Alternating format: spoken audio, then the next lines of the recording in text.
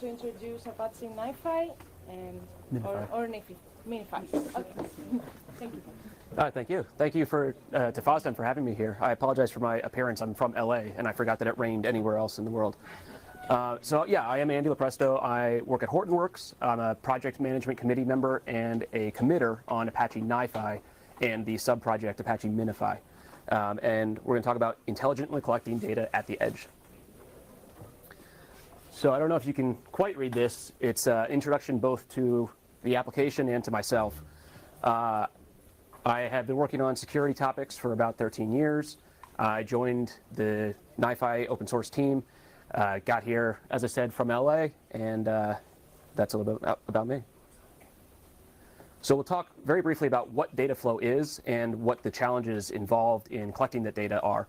I apologize, this is a fairly long presentation that's been compressed down to combine multiple things. I will stick around afterwards for any questions, but I'm going to go through a little bit quickly today. It's very simple, right? Data flow is getting data from one point to another. We have producers, so that could be computers, log files, it could be devices, it could be user interaction. Send it usually over the internet, and then somebody or something needs to make sense of that data. But it's hard, and it's not the first time this problem has tried to be solved, and many people have tried to do it in many different ways. So the classic example of 14 to 15 standards. Why is moving data effectively hard? Because moving data is not that hard, right? You can just put a modem somewhere and you have data flow. But doing it correctly, doing it effectively, doing it in a way that makes sense for the consumers and producers of that data is very difficult. Like I said, we have standards, we have different formats, we have exactly once delivery, right? Which, if anybody has worked with data before, is a really difficult problem. We have the protocols, the veracity and validity of the information, ensuring security, overcoming security, which, as a security person, I object to this completely accurate statement. Compliance schemas, et cetera, and again, exactly once delivery. So we're going to connect A to B to C, and it's very simple and straightforward. We're going to read log files off of a system. We're going to ingest them into SQL. We're going to collect all that data from a bunch of different instances, put it into a data lake, and run all of our queries and machine learning and modeling and everything on that data, big data. Well, this is easy, right? You write a bash script, put it onto every computer. You have a little bit of Python, and you can script it together, and there you go.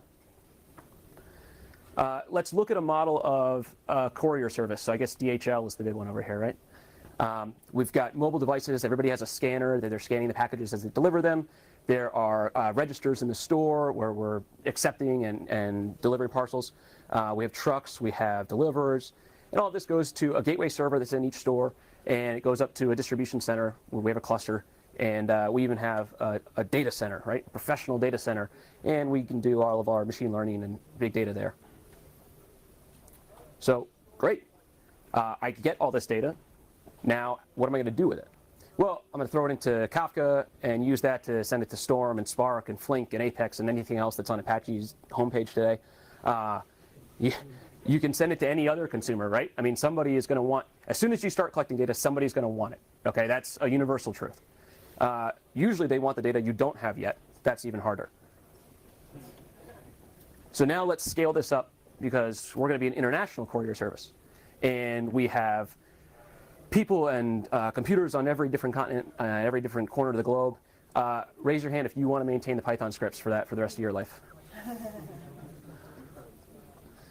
So let's talk about Apache NiFi. I've definitely stated some problems. Let's try and solve some. NiFi is an open source project, part of the Apache Software Foundation. It provides a ton of features that are going to be very important for your data flow and data collection. Data buffering is huge. NiFi comes from an area where the importance of data can't be overstated. And protecting that data, but also not losing that data, is really, really important.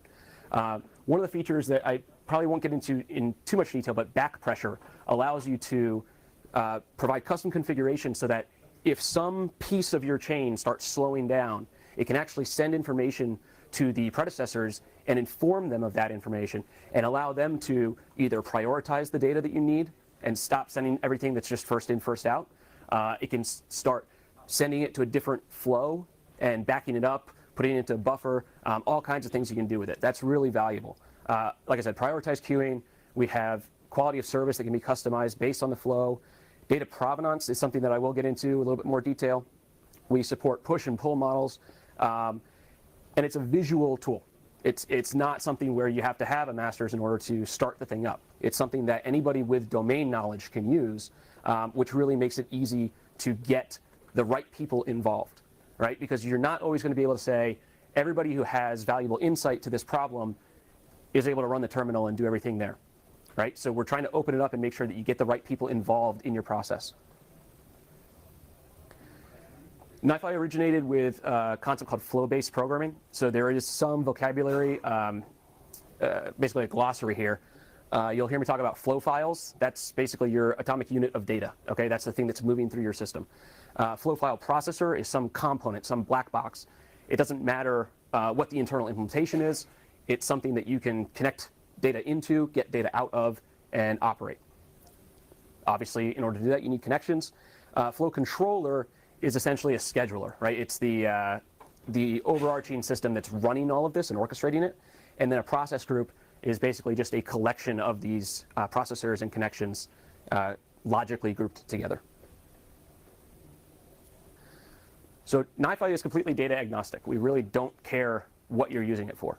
But it was designed understanding that users have to care about the specifics, and it allows you to do a lot of transformation or manipulation of the formats and protocols within the tool. So a really good example to understand a flow file is to think of it using the analogy of an HTTP data. All right? So this is an HTTP response. You can see that there's a header and then there's some content below.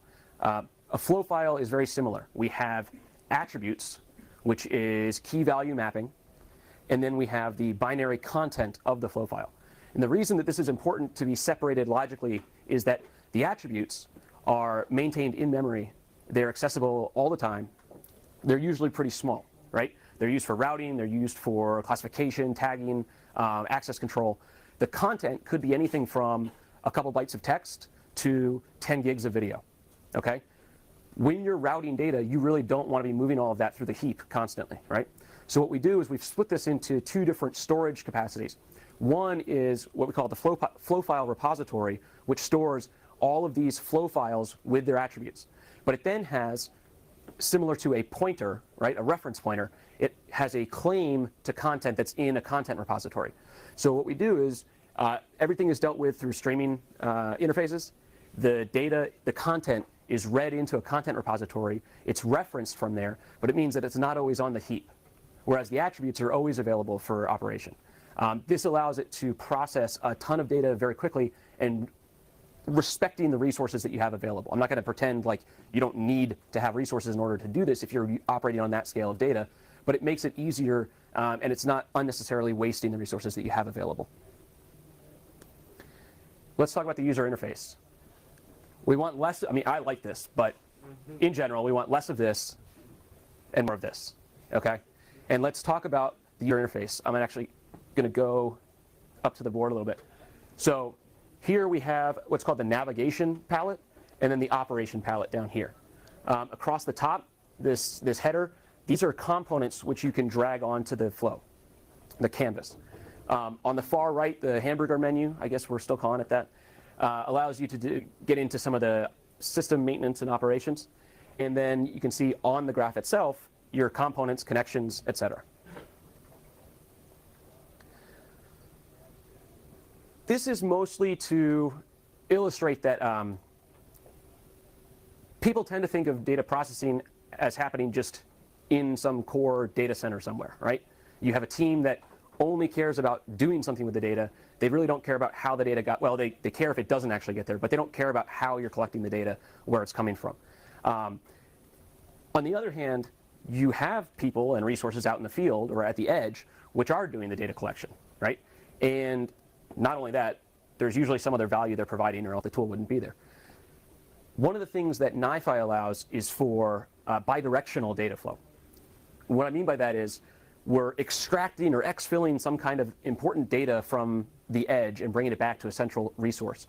But we also need to be able to send commands, communication out to the edge in order to update the flow, prioritize what we're getting, ask somebody to resend something, right? So with this bidirectional data, what we call the data plane and then the command plane or control plane, it allows for us to improve the data collection, make sure it's robust and stable as we move on. We have over 180 processors that are available as part of the default NiFi installation. Everything from SQL and SQL-like data stores to big data to all the different edge formats and protocols that you might encounter. So listen TCP, log readers, just file extractors, Kafka, database integration, all kinds of stuff there. Web, so HTTP, email. Basically, if you can think of it, if we haven't written a processor for it already, we can probably knock one out, unless it's the new version of Kafka, which will take some time. We can do a ton of different operations to that data. So usually, manipulating data, transforming data requires some custom knowledge of that format, right? I want to go from XML to JSON. Well, I have to understand XML, I have to understand JSON. I may have to understand different schemas that are involved. Here, you drag a box onto the canvas and you have XML to JSON. Like, it really is that easy. So now let's talk about MiNiFi. And I am blazing through this, so I apologize if anything's getting a little confusing. MiNiFi is going to let us get out to the very edge. So everybody in this room has a computer that's capable of the calculations needed to put a man on the moon 50 years ago, right? That kind of data collection, data processing is unprecedented and will only continue to grow, right? Data lives in the data center where NiFi has brought it in, transformed it, and provided it to whatever follow-on system exists. But the data doesn't start there.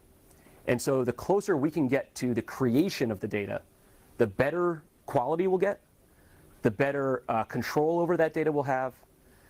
We'll be able to prioritize it. We'll be able to secure it. We'll get granularity of provenance, of history, in a way that we've never been able to before. Why not just put NiFi out there? Well, NiFi is big. 726 megabytes for the last release, okay? It's not a tiny thing. It is respectful of the hardware, like I said. You can run it on a Raspberry Pi, but you'd like to run it on the heaviest machine you can find, right? We have a friend who has a machine running right now with 768 gigabytes of RAM. And it uses it. But what we'd also like to do is have MiNiFi, where we can put that out onto a client library on somebody's iOS or Android device, on every IoT chip with 6 legs that you can stick on a wall somewhere, connected car. NiFi, 726 megs. MiNiFi Java is 45 megs. Okay, MiNiFi C++ is 700 kilobytes. So it's a 1,000 times improvement on space requirement. So one of the things that we did, I'll go into an example here of putting MiNiFi on a connected car. This is a project we did with Qualcomm. It allows us to tag data immediately. So this is a model of the network inside of a car. And I think it's still a little new to a lot of people that your car has computers in it now, and it really can't run without them, unless you have a 50-year-old car. You have the CAN bus, which is your main network within the car. There's usually Ethernet on board. There's also like an interconnect network, and then there's whatever else has yet to be invented, right? Tesla is certainly not stopping on their cars. Every car manufacturer is moving in this direction. MiNiFi, living in the car, I mean literally on that chip in the central computer of the car, can ingest all of the data that's flowing across these different networks.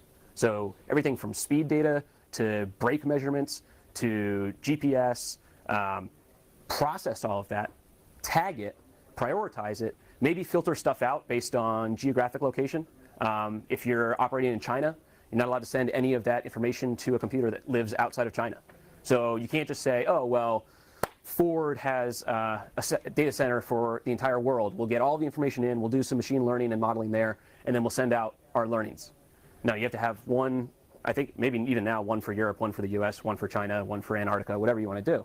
So MiNiFi can start routing that information, encrypting that information, prioritizing or filtering it while it's still on the car. Taking data off of a car is very expensive. If you are near a Wi-Fi hotspot, the car will prioritize that and send more data over Wi-Fi.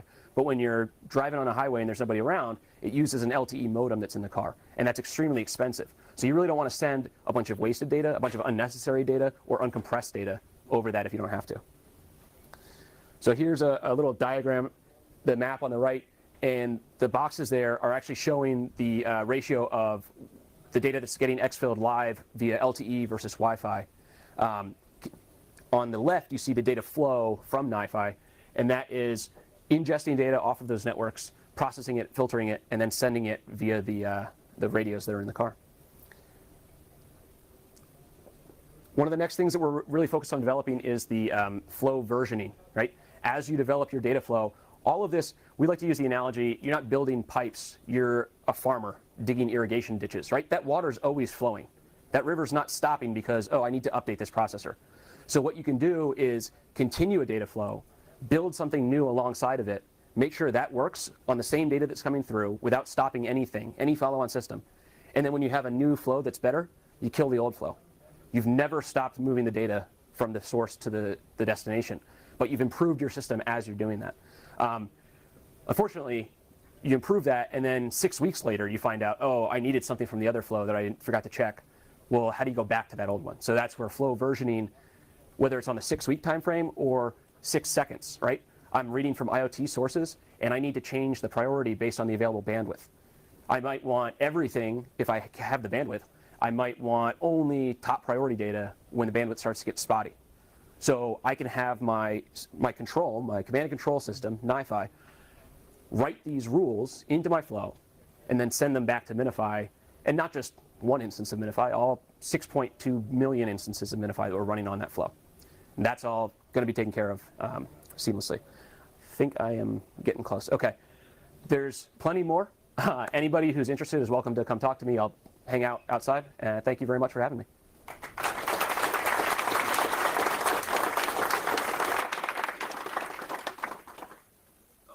Sorry, yeah, question. Is it possible to make queues that are consumer controlled in NiFi? Is it possible to make queues that are consumer controlled in NiFi? I don't understand the question fully, but my answer is yes. Yes, almost definitely. It depends on what specific consumer format you're talking about, but yes. I'm talking about it's the consumer who decides if a message reaches him or not. Yes, NiFi will. Yes, it's the opposite of Kafka. Yes. Yes. Yes. Could you elaborate on delivery guarantees? You mentioned exactly one slide in the beginning slide and not anymore later. Yeah, the question was about exactly once delivery. NiFi uses what's called a write-ahead log to track all of the data that's flowing through the system. And so it will guarantee exactly once delivery. Here, so that's actually this copy on write. The data is not manipulated in place. The data exists permanently as long as you have storage to hold it. When it gets sent to a follow-on system, it receives a confirmation. It's a two-phase commit signal that the information was received. If it wasn't, NiFi can replay that information to the follow-on system. Yes, in the back. Is it possible to make transformation function with NiFi on the fly? For example, you don't need to convert from XML to JSON or the other way around. Sorry, can you repeat that a little louder, please? Is it possible to make transformations on data on the fly? Is it possible to make data transformations on the fly? Yes, that's the whole point of NiFi. I mean, that's one of the whole points of NiFi. So, like format, XML to JSON, yes. CSV to parsing records into different atomic units, yes, absolutely. Yes? How about performances versus Kafka versus other queuing systems? The question was performance versus Kafka or other systems. That's a whole nother talk. I mean, we could talk about that for an hour. I'll take it offline with you if you want. Absolutely. Yes, in the back. Yeah. What about system requirements for MiNiFi in embedded devices? System requirements for MiNiFi in embedded devices. The ability to run C and 700K. MiNiFi bundles, it's a completely new implementation of the same system. So we have it in both Java on the JVM and a C implementation, bare metal. So RAM, I believe it's 4 megabytes of RAM. Yes? Yeah, you talked about schema-less data format, but how soon is it to work with schemas, like in Avro or something like that? The question was schemaless versus schemaed formats. Yeah, we have plenty of processors for Avro. We can immediately, there's one literally called infer Avro schema. So you bring in arbitrary data and it will basically build out the schema from that Avro information. Yes? Can you elaborate about the runtime model and format? You mentioned two-phase commit and then write a check load, which kind of suggests that maybe it's more like single or not distributed kind of deployment. So, and I'm concerned with how it scale. Sure. The question was two-phase commit, write-ahead log, cluster scaling. Okay. Yeah. Yeah. It scales extremely well. It is built to be a clustered system. So there's an entire cluster coordinator. It uses embedded zookeeper if another instance isn't available. Resource management and allocation is still something that we're continuing to work on, and integrating with like Mesos or Yarn or some other resource manager for that. But NiFi will encapsulate the resource management. It has cluster coordinator and heartbeat and all that kind of stuff as well. Two-phase commit, that's for the follow-on systems to acknowledge that they've received information. The write-ahead log implementation is so that we're, again, the copy on write, so that it's not manipulating data in place. You don't lose the record of what that data was. Was there another one? Okay. So. Okay, one last question. If there is one. No? Okay, let's end this.